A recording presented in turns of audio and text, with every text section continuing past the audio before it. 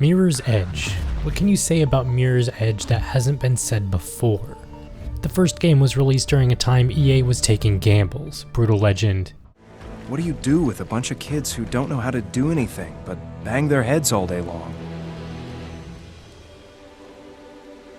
You start a revolution, Lars. And Dead Space. Oh my God! Oh gosh! I think it'll make a person become insane. This game is an atrocity. It's revolting. It's violent. It's everything you love in a game. And your mom's gonna hate it. Why would they even make something like this? Listen, you're in terrible, terrible danger. And of course, the first Mirror's Edge. A first-person Prince of Persia parkour simulator. Try saying that 5 times fast. It was a critical hit, and the fans who snatched it up loved it. I loved it, and I still think it's a great game despite its flaws. Now that I've finally finished the reboot, sequel, prequel, requel, Catalyst, I'm going to go ahead and throw it out there that these two games are still, despite their flaws, wonderful. They are simple and formulaic to a T, but I think that's what makes them good. Catalyst is much like the first one. The only difference is where the first one was linear levels almost like parkour courses, try saying that 5 times fast, Catalyst has an open world, kind of. Rather than a giant world to explore, you get a section of the now named City of Glass, and some of its districts to run around. And that's the first issue that we run into. It is an open world area with multiple paths to branch off, which is great, but I personally found myself getting lost often even after hours of play. There are some landmarks here and there, and eventually you'll get into the gameplay loop of knowing these areas, but those first couple of hours and even after towards endgame, I always end up finding myself getting lost, regardless. The City of Glass is beautiful, however. The simplistic art style of Catalyst is eye-catching. It presents this sort of unbridled cleanliness to everything. Like everything is perfect at its surface level, like it wants you to believe, but at its core, it's run by evil corporations controlling the population. It also gives me that feeling of like, what if Apple built a city? The game constantly holds your hand. It's a positive and a negative. I know, surprising, right? On one hand, I want to turn off the glowing red follow me waypoint and just run, explore, really get into the world and the City of Glass that Catalyst is trying to present to me, and on the other, getting lost so easily, sometimes you kind of need it on, especially during the main story missions, which is really unfortunate. The first one was linear as well, it kind of kept you on a path, but Catalyst constantly pushes you forward, has a really good pacing story-wise, even though the story is garbage. I'll get into that in a minute. You really just want to turn it off, but I feel like you can't because you don't know where you're going, you're going to get lost, and that flow that Catalyst is trying to present, that the first one was trying to present, of running, of constantly keeping pace, keeping the energy up, running, just is gone. It dies and evaporates the moment you start a main story mission, the moment you have to keep looking at that red marker. Main story missions here are where that linearity of the first Mirror's Edge comes back into play though. Exploring biotech companies, climbing a skyscraper, exploring a museum on the run from the idiot police force, all these feel like you're in the original Mirror's Edge, but you still have that guiding beacon pointing you the way. It's almost a perfect literal game to turn your brain off, quote unquote, because there's no real thinking involved at all. The red waypoint that guides you is often the best path for things, so it's a constant to be on. It sucks. This runner vision marker that helps you escape from the totalitarian Kruger sec when they aren't being total idiots during the hilarious, sometimes fun, sometimes awful melee combat. So bottom line really here is the first playthrough of Catalyst, I recommend using the stupid red waypoint because you kind of need it. When you finish the end game, turn it off and just explore and run, and then maybe on subsequent playthroughs of this garbage story, once again I'll get there eventually, of the really shitty story, maybe turn it off, see where you get. I don't know, it's bad. I wish there was an integrated kind of diegetic way of leading you, pushing you forward or whatever with the game design, with the levels, you know what I mean, but there isn't. It's sad, it's really sad. Anyways, moving on, let's talk about the combat, I guess. Hey, I'll go.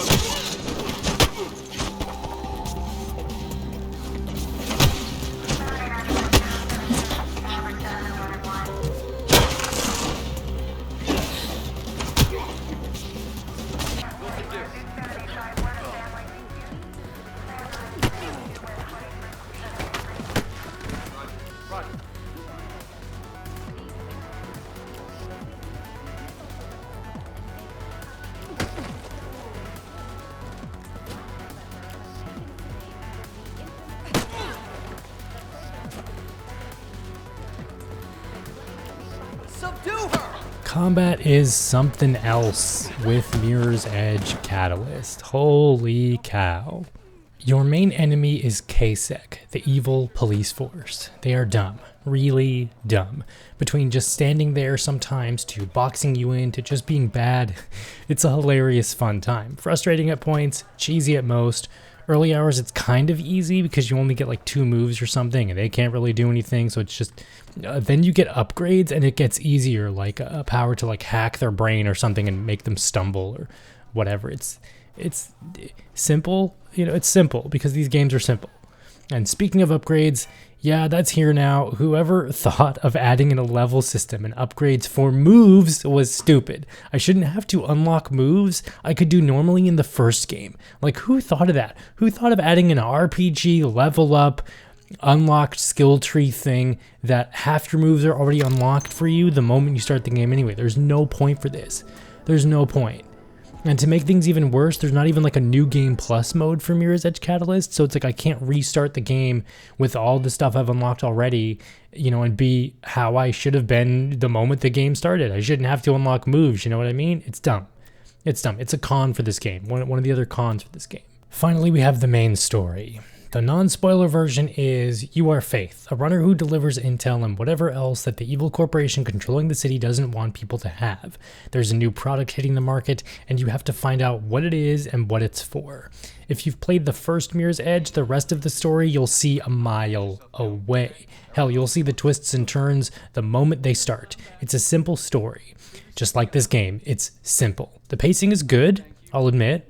I was sort of invested in some of the characters and Faith's struggle, but most of it falls really, really flat.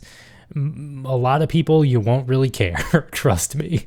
It's not that the writing is bad, it's that it's been done a million times. And unfortunately, the game ends right when things really start to pick up, right when the story finally starts to get good, right when you finally maybe start to get invested, and of course, it ends with a sequel goes here. Giant sequel, product, push out another one, let's make another one, ending that we will probably never ever get to see, because when this game was released, it sold terribly, and it's a real shame, because the story, when it really starts to get good, it ends. It ends. All the big twists and turns have been revealed. All the characters finally get developed well. You finally maybe start to get attached or start to like some of the characters, and then it ends. It sucks.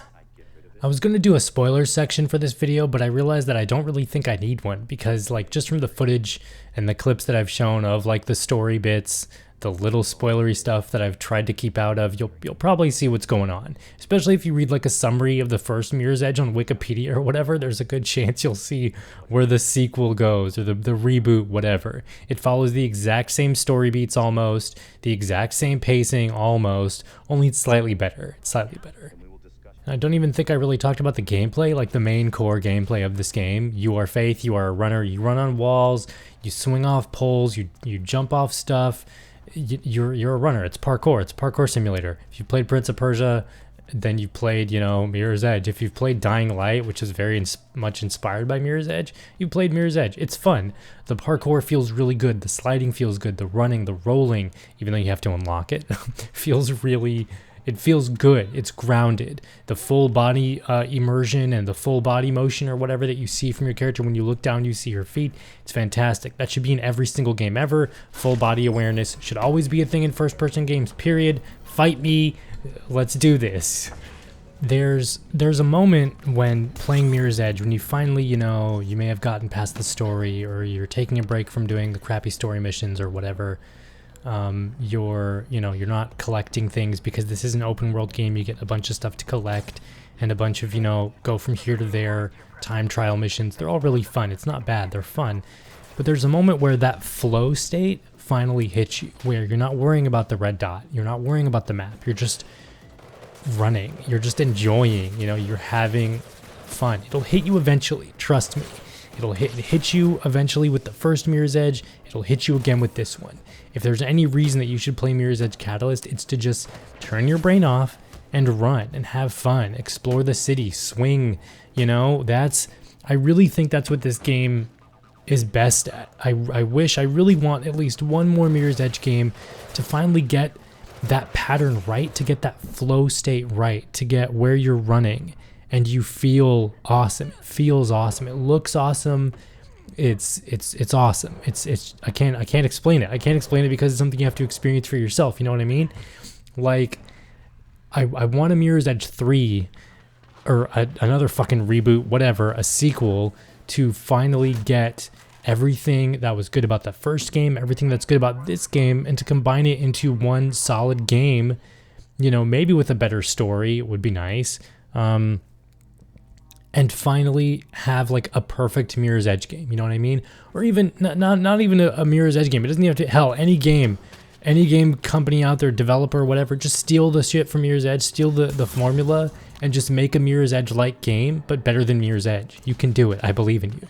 You know, like it would be really, really good. And I think I really want DICE to get one more try to make a perfect Mirror's Edge game, because it's there behind all the layers of flaw that games have, that this game had, that the first one has. It's clearly there, and you feel it at points, you know. And I think it just deserves one more try. Please, EA, give me one more Mirror's Edge. I'd be okay with it.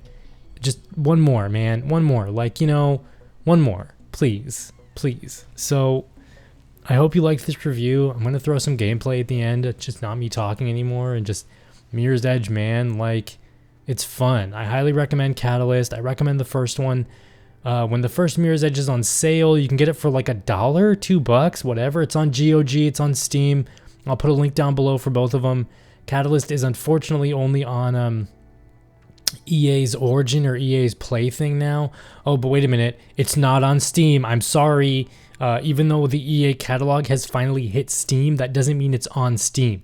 You can buy it on the Steam platform, but you still have to launch and execute it from EA's like app, kind of like buying an Ubisoft game on Steam. Even though you buy it on Steam, you still have to use Ubisoft's Uplay thing to launch the game. So just buy it on the EA thing or whatever. You know, it's $10, I think, or when it's on sale, it's $10, whatever. It's fine.